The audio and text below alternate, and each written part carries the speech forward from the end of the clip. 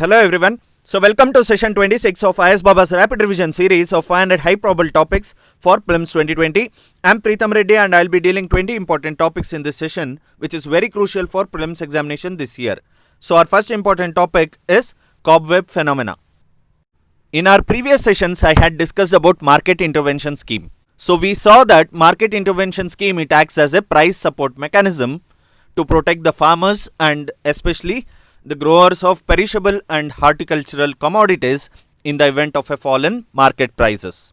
I had also told that state governments make a request when there is at least 10% increase in production or 10% decrease in the current rates over the previous normal year. So this cobweb phenomena deals with such crashes in the prices, especially when there is abundance of production. So most farmers, they complain about the poor remuneration for their produce in comparison to the prices that prevailed in the previous season. Therefore, agricultural economists, they have traced the reasons for the glut and the resultant price crash to the cobweb phenomena. Or in simple, know that whenever the prices of a particular agricultural commodity, they shoot up, especially because of some scarcity, farmers resort to boost the production, right? So on the premise of pre-existing demand and prices. So this leads to the problem of plenty. So this is the cobweb phenomena. So remember, cobweb phenomena, it deals with the crashes in prices, especially when there is abundance of production. Next important topic is Bharatiya Poshan Krishi Kosh. Recently, government launched this Bharatiya Poshan Krishi Kosh in order to tackle the problem of malnutrition in India. So first point what you have to remember is Bharatiya Poshan Krishi Kosh, it is to tackle the malnutrition problem in India. As part of Poshan Abhiyan, Union Ministry of Women and Child Development, it has partnered with Bill and Melinda Gates Foundation for this Bharatiya Poshan Krishi Kosh project. So this Bharatiya Poshan Krishi Kosh project, it has two important components. One is development of agro-food atlas and second is documenting promising practices for Jan Andolan for Poshan Abhiyan. So this agro-food atlas, they act as a repository of diverse crops across 127 agroclimatic zones in India. And this agro-food atlas, it will consist of three important parts. One, it includes crops currently being grown. Second, it provides about agroecological condition, that is soil, organic carbon content, groundwater availability, etc. And also this agro-food atlas, it provides guidance on how a greater diversity of crops could be encouraged in a particular district or block to promote dietary diversity and nutrition. So second important component was the documentation of promising practices for Jan Andolan for Poshan Abhiyan. So the project documents social, behavioral and cultural practices that promote and reinforce healthy dietary behaviors. And it also includes development of a toolkit to disseminate best strategies for social and behavioral change communication. This year, malnutrition related topics are important because there were many reports, say SOFI, State of Food Security and Nutrition in the World 2019 report, which is released by UNFAO, as well as a new report that is Food and Nutrition Security Analysis for India 2019, which was authored by Government of India and UNWFP. So even that was released. So we can expect a question on Bharatiya Poshan Krishi Kosh or the National Nutrition Mission, that is Poshan Abhiyan. And next important point what you have to remember is Niti Aayog. So it is to monitor and evaluate the National Nutrition Mission, that is Poshan Abhiyan. So we'll see what is this Poshan Abhiyan. Regarding Poshan Abhiyan, you have to remember that it was launched in 2018 and it would be converted to Jan Andolan across the country. So this Poshan Abhiyan, it aims to reduce the level of stunting, undernutrition, anemia and low birth weight babies. And it aims to improve nutritional outcomes for children, pregnant women and lactating mothers. So this particular Poshan Abhiyan, it was launched by Ministry of Women and Child Development. And remember, this Poshan Abhiyan, it was set up with a 3-year budget of around 9,046 crores and all states and union territories to be targeted in a phased manner. So under Poshan Abhiyan, government has fixed targets to reduce stunting by 2% per annum, to reduce undernutrition by 2% per annum, to reduce anemia by 3% per annum, and to reduce low birth weight by 2% per annum. Okay, so remember these targets. And this National Nutrition Mission, it strives to achieve reduction in stunting from 38.4% to 25% by 2022. So it has the target Mission 25 by 2022. And do remember, monitoring is done under Poshan Abhiyan through ICDS CAS, that is Common Application Software, which is aimed to augment system strengthening, including improving the coverage and quality of nutrition services. So next important topic is Eat Right India Movement and RUCO initiative. So both the initiatives are by FSSAI, that is Food Safety and Standards Authority of India. So in order to improve public health in India and to combat negative nutritional trends, especially to fight lifestyle diseases, FSSAI has launched this particular movement called Eat Right India Movement. So this movement is aligned with the government's flagship public health programs such as Poshan Abhiyan, Anemia Mukt Bharat, Ayushman Bharat and Swachh Bharat Mission. So this FSSAI, that is Food Safety and Standards Authority of India, it has also put in place robust regulatory measures under three major pillars. 1. Eat safe, eat healthy, and 3. Eat sustainably. So this FSSAI, it has also prescribed a limit for total polar compounds, especially 25% in cooking oil, to avoid the harmful effects of reused cooking oil. So you have to know what is this total polar compounds. So this total polar compounds estimation is the widely accepted parameter to decide whether the oil is safe for future use or not. Okay. So the TPC value, it is considered a better indicator since it refers to all degraded products which is present in the oil. So in simple, you have to remember this TPC, that is total polar compounds, is used to measure the quality of oil. And also one more important point is the level of TPC increases every time oil is reheated. That's the reason FSSAI has prescribed this 25% in cooking oil so that harmful effect of the reused cooking oil can be avoided. And also FSSAI has launched this RUCO initiative. So RUCO means repurpose used cooking oil. So it was launched by the Food Safety and Standards Authority of India in 2019. And the major aim of this initiative is to enable collection and conversion of used cooking oil to biodiesel. So you have to remember. And as many as 64 companies in 101 locations across the country, they have been identified for this purpose of RUCO by the FSSAI. And by 2020, this RUCO initiative, it aims to recover about 220 crore liters of used cooking oil for conversion into biofuel. Next important topic is Krishi Megh. So Ministry of Agriculture and Farmers Welfare, it has launched this particular Krishi Megh, that is National Agriculture Research and Education System, Cloud Infrastructure and Services. So Megh means cloud, Krishi means farmers. So this particular cloud infrastructure and services, it is associated with farmers' interests. So it was launched mainly to protect the precious data of government's premier research body, ICAR. So a data recovery center, Krishi Megh, it was set up in Hyderabad. And this Krishi Megh, it has been set up under the National Agricultural Higher Education Project, which is funded by both government and World Bank. So currently the main data center of the ICAR, it is at Indian Agricultural Statistics Research Institute, which is in Delhi. So it has been built to mitigate the risk, enhance the quality and availability and accessibility of e-governance, research, extension and education in the field of agriculture in India.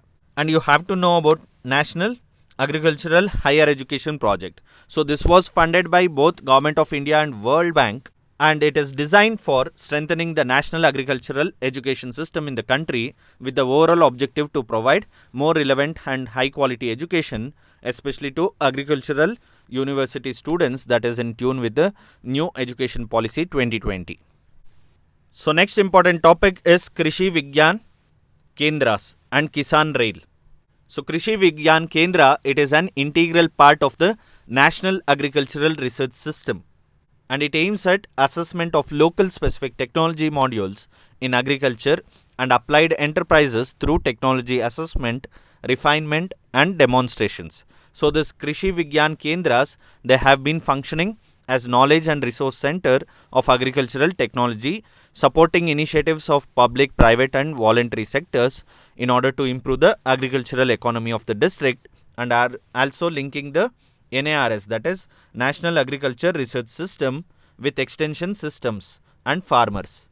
So this Krishi Vigyan Kendra, it is 100% funded by the Government of India.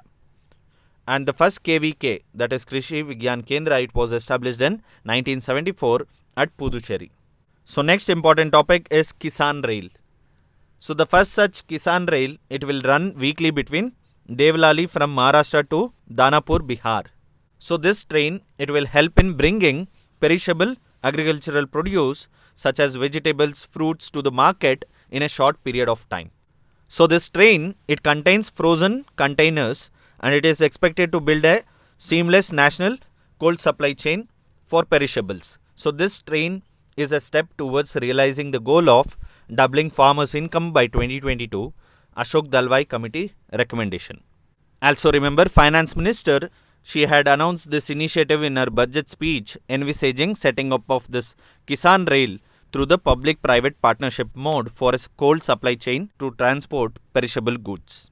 So next important topic is new agri project, that is Green Ag. So this particular scheme is very important this year. So the government launched a global environment facility assisted project, that is Green Ag, in collaboration with Food and Agriculture Organization, that is FAO.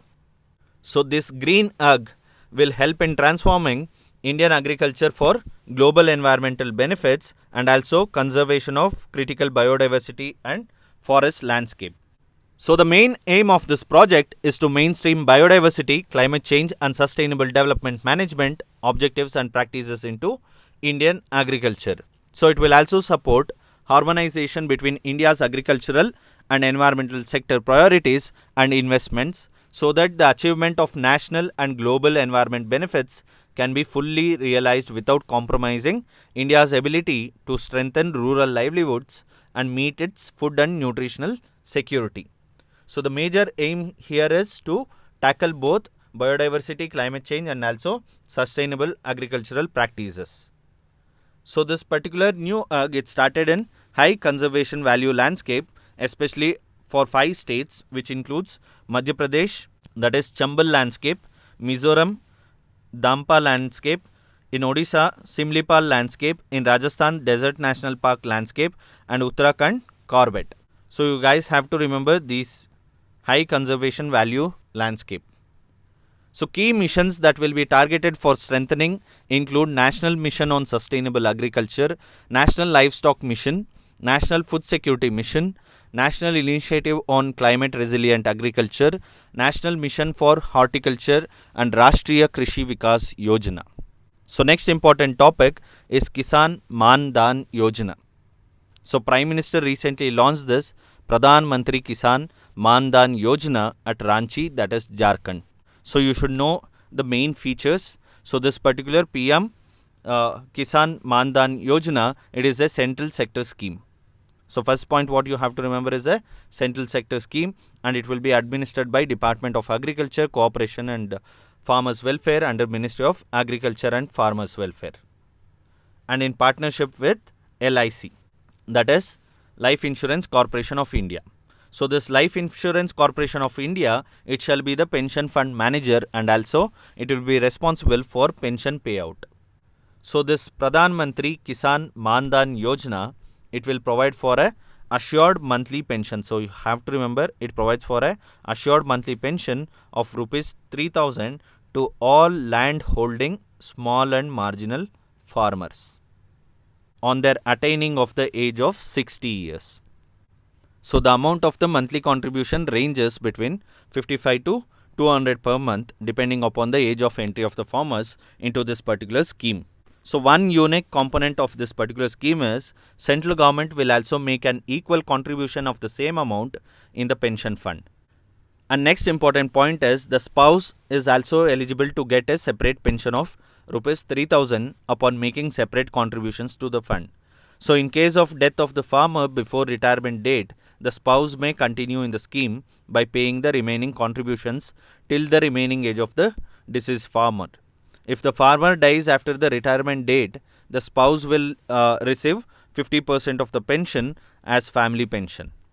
After the death of both the farmers and the spouse, the accumulated corpus shall be credited back to the pension fund. So next we'll see who all are eligible for this particular scheme. So all small and marginal farmers in all states and UTs. So they are eligible and they should be aged between 18 to I think it should be 40 years. And farmers falling within the purview of exclusion criteria, so they won't be eligible for the benefit. Say for example, small and marginal farmers who are covered under other statutory social security schemes such as National Pension Scheme or ESI Corporation Scheme or EPFO scheme, or farmers who have opted for Pradhan Mantri Shram Yogi Mandan Yojana, which is administered by Ministry of Labour and Employment, and farmers who have opted for Pradhan Mantri Lagu Vyapari Mandan Yojana, which is administered by Ministry of Labour and Employment. So these people will be excluded from this particular Kisan Mandan Yojana. So next important topic is Mahila Kisan Sashaktikaran Pariyojana. So Department of Rural Development under Ministry of Rural Development is implementing this particular scheme, that is Mahila Kisan Sashaktikaran Pariyojana. So it is to empower women in agriculture by making systematic investments to enhance their participation and productivity, as also to create and sustain their agriculture-based livelihoods. So we know that rural women, they form the most productive workforce in the economy. And more than 80% of rural women, they are engaged in agriculture activities for their livelihoods. So this Mahila Kisan Sashaktikaran Pariyojana, which is a subcomponent of Deen Dayal Antyodaya Yojana, that is NRLM, National Rural Livelihood Mission, it seeks to improve the present status of women in agriculture and to enhance the opportunities which are available to empower her. So this Mahila Kisan Sashaktikaran Pariyojana, it recognizes the identity of Mahila as Kisan and strives to build the capacity of women in the domain of agroecologically sustainable practices. So the major focus of this Mahila Kisan Sashaktikaran Pariyojana is on capacitating smallholders to adopt sustainable, climate resilient agroecology and eventually create a pool of skilled community professionals. So the major objective of this mission is to strengthen smallholder agriculture through promotion of sustainable agriculture practices such as community managed sustainable agriculture, non-pesticide management agriculture, or zero budget natural farming, Pashu Sakhi model for doorstep animal care services, etc. So next important topic is zero budget natural farming. So zero budget natural farming, it is quite often in news. Even in Union Budget 2019, this zero budget natural farming model was emphasized in order to help doubling farmers' income. And Andhra Pradesh and Himachal Pradesh have been shifted towards this particular model.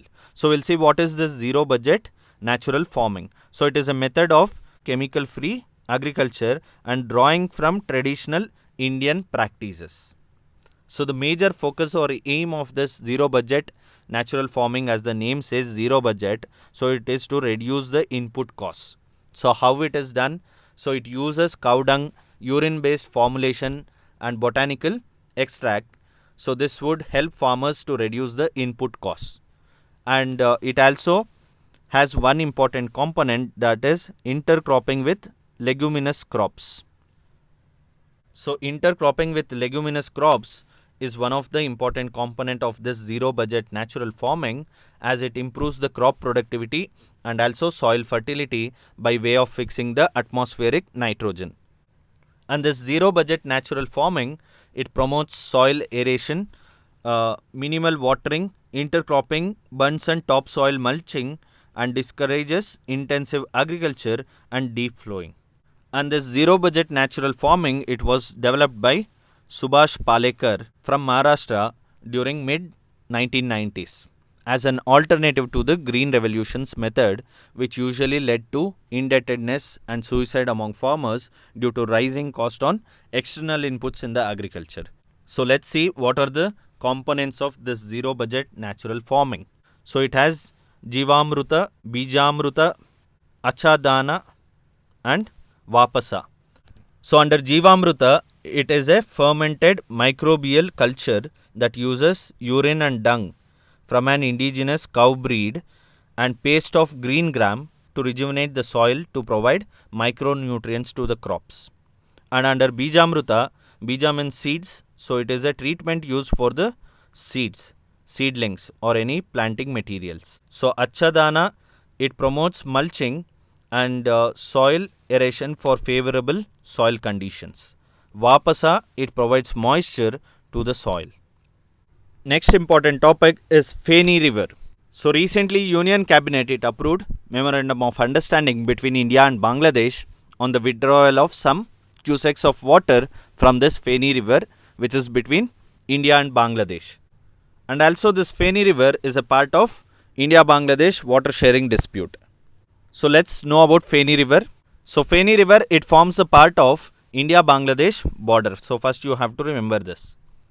And this Feni River, it originates in the South Tripura district and it passes through the Sabroom town on the Indian side and it meets the Bay of Bengal after it flows into the Bangladesh.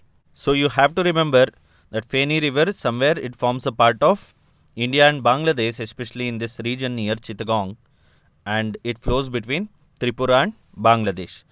You should also know about other important rivers, especially Tisa and Meghna. So you can see in the figure Tisa and Meghna. So try to know about different rivers and also Bangladesh bounding states or what all rivers are entering from India into Bangladesh, especially major rivers. So next important topic is Mullaperiyar Dam. This Mullaperiyar Dam is important because it is quite often in news. You have to know that this dam is built at the confluence of two rivers. One is Mulayar and second is Periyar River. And don't get confused because Periyar River is in Kerala. And this Mullaperiyar Dam is located in Kerala on the river Periyar, but it is operated and maintained by the neighboring states of the Tamil Nadu. So next subtopic is Tungabhadra River. So Tungabhadra River, it is in Karnataka. So this river, it starts and flows through the state of Karnataka during most of its course and before flowing along the border between Telangana and Andhra Pradesh, and ultimately it will join the Krishna River near Sangameshwaram. So you can see here we have this Bhadra and then we have Tunga River. So both this Tunga and Bhadra, they join together and they form this Tungabhadra River. So Tungabhadra River is formed by the confluence of Tunga River and Bhadra and they join river Krishna near Sangameshwara village, which is in Kurnool district of Andhra Pradesh. So this Tungabhadra River, it flows down the eastern slope of the Western Ghats in the state of Karnataka, and this river is important because we had discussed about Hampi. So Hampi, which is one of the important heritage location which is listed as UNESCO, is on the banks of this Tungabhadra River. Next important topic is Lipu Lake Pass, Kalapani territory and Pancheshwar project. So we'll be seeing some mapping with regard to India and Nepal. So three important places are important this time, that is Kalapani, Lipu Lake and Limpiadura Pass, right? So these three places, especially they are at the tri-junction. So Lipu Lake, it is a Himalayan pass on the border between India's Uttarakhand and Tibet near the tri-junction with Nepal. And right now Nepal has ongoing claims to the southern side of the pass called Kalapani territory. So which is actually controlled by India and it is used by pilgrims to reach Kailas and Mansarovar. So this pass, it links the Beans Valley of Uttarakhand and with the Tibetan Autonomous Region. And next we will know about Pancheshwar project. So this Pancheshwar project will come up across the Mahakali river where it forms an international boundary between India and Nepal, as you can see in the figure. So the river draws its water from the Mahakali river and it is known as Sarda river in India and it originates at Kalapani, that is Uttarakhand. So this Pancheshwar multipurpose project, it was first envisaged 24 years ago as part of the Mahakali Treaty between India and Nepal, which was signed in 1996. So Pancheshwar main dam is proposed on river Mahakali, also known as Sarda in India, you have to know. Next important topic, Arakku Valley and Arakkunomics. So this Arakku Valley is a hill station and valley region in Andhra Pradesh, and this Arakku is located in the Eastern Ghats. So Anantagiri and Sukkarimetta reserved forests, they are part of this Arakku Valley, and coffee was first introduced in Eastern Ghats of Andhra Pradesh in 1898 by British in Pamulera Valley in Eastern Godavari district. So this Arakku's Arabica coffee, it has got GI tag. So coffee cultivation is mainly done in southern states of India, and Karnataka has the highest, so 54%, and then Kerala followed by Tamil Nadu. And coffee is also grown in non-traditional areas like this Andhra Pradesh and Odisha and northeast states. And Andhra Pradesh and Odisha both contribute to 17.2%. So while I discussed GI tags of 2019, I discussed regarding 5 varieties of Indian coffee which got GI tags. One is Coorg Arabica in Karnataka, Wayanad Robusta in Kerala, Chikmagalur Arabica in Malnad, Arakku Valley Arabica, Andhra Pradesh and Odisha, and Baba Budungiri Arabica, that is in Karnataka. So only one Robusta, that is in Kerala, which is in Wayanad. So let's see what is this Arakkunomics which was in news. So it is an integrated economic model that ensures profits for farmers and quality for consumers through regenerative agriculture. So just you have to remember regenerative agriculture. Next important topic is electoral bond. So recently electoral bond was in news because Supreme Court gave certain rulings with reference to the bond. So Supreme Court refused to stay the usage of electoral bonds for political donation, but Supreme Court said that all parties must now reveal the details of funds which they receive through electoral bonds to the Election Commission in a sealed cover. So let us see what is this electoral bond is. So electoral bond would be a bearer instrument in the nature of a promissory note and an interest-free banking instrument. A citizen of India or body incorporated in India would be eligible to purchase the bond. So you have to remember only an Indian citizen or company which is incorporated in India can purchase this particular bond. So electoral bonds would be issued or purchased for any value in multiples of 1,000, 10,000, 1 lakh, 10 lakh and 1 crore, and especially from specified branches of the SBI, and it will not carry the name of the payee.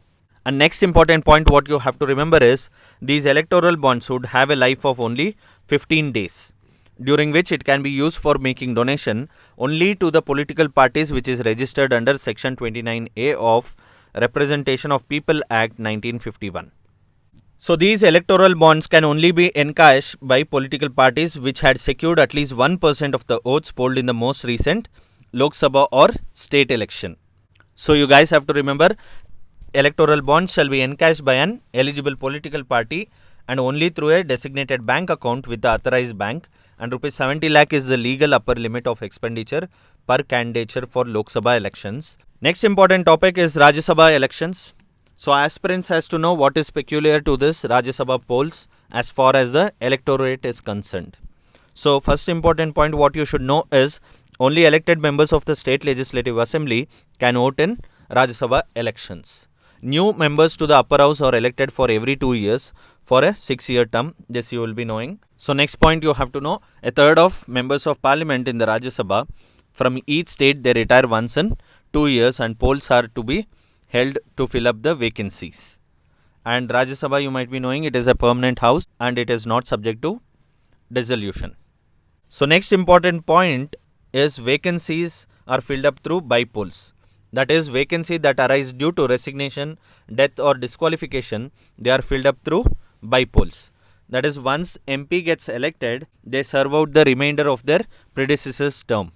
And voting is by single transferable vote, that is principle of proportional representation. So next important point is Delhi and Puducherry Assembly, they elect members to the Rajya Sabha to represent the 2 union territories. Next, you should read and revise regarding the voting process. So polling for Rajya Sabha election, it will be held only if the number of candidate exceeds the number of vacancies. So you have to remember. And second important point what you have to remember is candidates fielded by the political parties, they have to be proposed by at least 10 members of assembly or 10% of the party's strength in the house. So whichever is less, so candidate should get the proposal.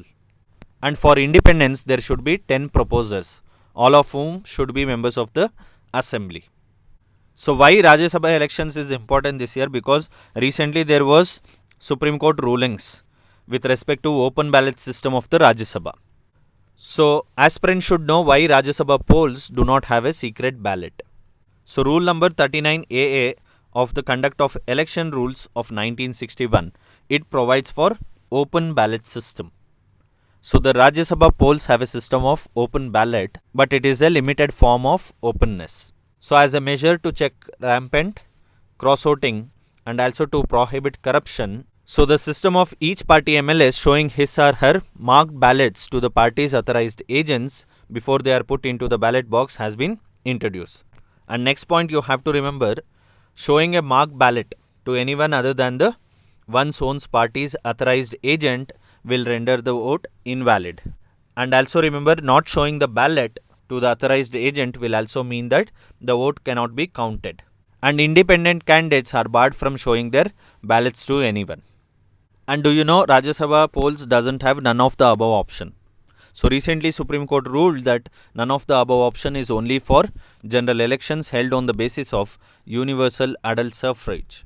And it cannot be applied to indirect elections based on proportional representation. So on the question on can a legislator vote without taking oath as a member of the assembly, Supreme Court ruled that a member can vote in a Rajya Sabha election even before taking the oath as legislator. So it ruled that voting at the Rajya Sabha polls means it is a non-legislative activity and it can be performed without taking oath. Therefore, a person becomes a member as soon as the list of elected members is notified by the Election Commission of India. Further, a member can also propose a candidate before taking the oath. Next, we will see concept of cross-voting and secret ballot. So first, we will see what is crossing the floor. So in politics, a politician is said to cross the floor if they change their party allegiance. So crossing the floor means changing to a second party after being elected as a member of a first party or voting against the approved party lines. For instance, during the election to the Rajya Sabha, when an MLA from X party, he casts his vote in favor of Y party candidate, then it is called as cross-voting. Next, you should know whether cross-voting attract disqualification. The answer is no, because not voting for the party candidate will not attract disqualification under the anti-defection law. The Supreme Court recently observed that since the party would know who voted against its own candidate, it is free to take disciplinary action against the legislator concerned. And anti-defection law is not applicable to Rajya Sabha elections. So according to Election Commission, political parties cannot use any whip like they do in the Legislative Assembly, asking their MLAs to vote for a particular candidate. So they can issue instructions, but it is left to the political organization to take action as they deem fit if an MLA defies the party's leader. So now you know the answer whether political parties can issue any whip in the Rajya Sabha elections. So they cannot issue. Next, we will know what is secret ballot. So secret ballot, it refers to the process of casting of a vote by a voter in such a way that no one comes to know to whom he voted. And section 94 of the Representation of Peoples Act 1951, so it upholds the privilege of the voter to maintain confidentiality about her choice of vote. So next important topic is tendered vote and devote. So these two terms were also in news. So according to section 49P of Conduct of Elections Rules 1961, if a voter realizes that someone has already voted in his or her name, he or she can approach the presiding officer at the polling booth and flag the issue. Upon answering the presiding officer's questions about his or her identity satisfactorily, the voter will be allowed to cast a tender vote. So these tender votes, they are cast on ballot papers and they are sealed and locked away. And remember, these tender votes, they are useful when the margin between the winning candidate and the runner-up is slim. However, if the difference is large, tender votes are not counted. So next we will see what is D voter. So D voter, they are sometimes referred to as dubious voter or doubtful voter. So they are category of voters in Assam who are disenfranchised by the government on account of their alleged lack of proper citizenship credentials. So these D voters are determined by special tribunals under the Foreigners Act. So we already have completed Foreigners Act.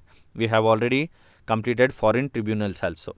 So the person who is declared as D voter is not given the elector's photo identity card.